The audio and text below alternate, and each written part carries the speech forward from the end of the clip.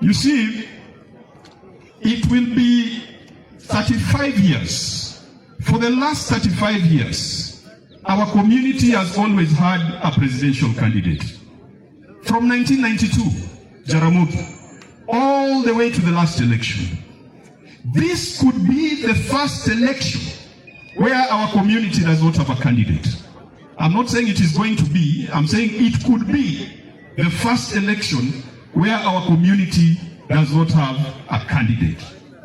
The only other time that we didn't have a candidate as a community was in the year 2002 when Raila Amolo Odinga supported Mwai Kibaki.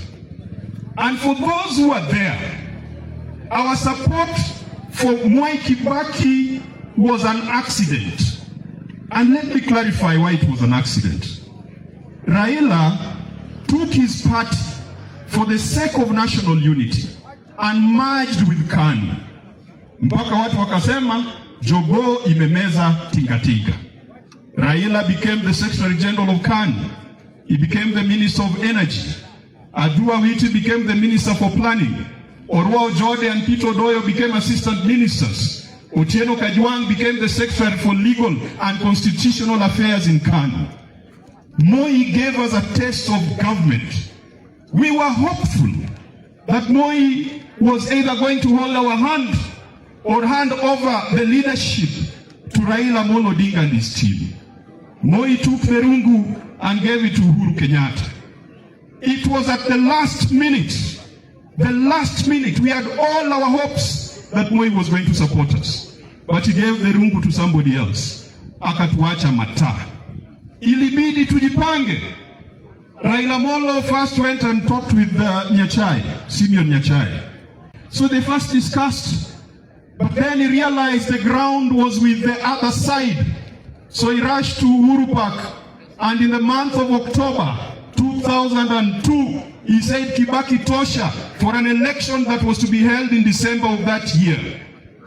When he went there, he found all the positions had already been negotiated.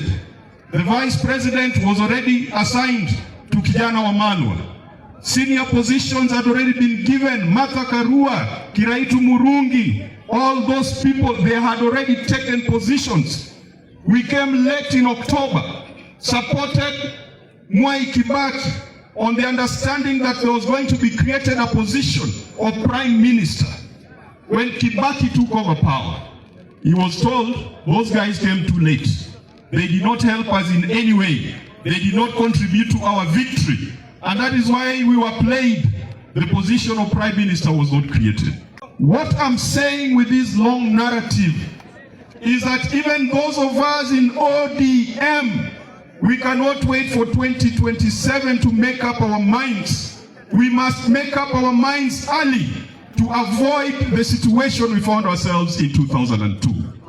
William Ruto has been good to us. He has given us positions just like Moi gave us. In fact, that time he gave Adua Witi planning. This time he has given us the national treasury and economic planning. And so, we must decide early so that we have clarity, we know what lies ahead of us. We cannot demand too much from William Ruto now because we didn't give him the votes. But if we are to give him the votes in 2027, we must agree on what our community gets. And what our community gets is not just about positions. It is not just about a deputy president.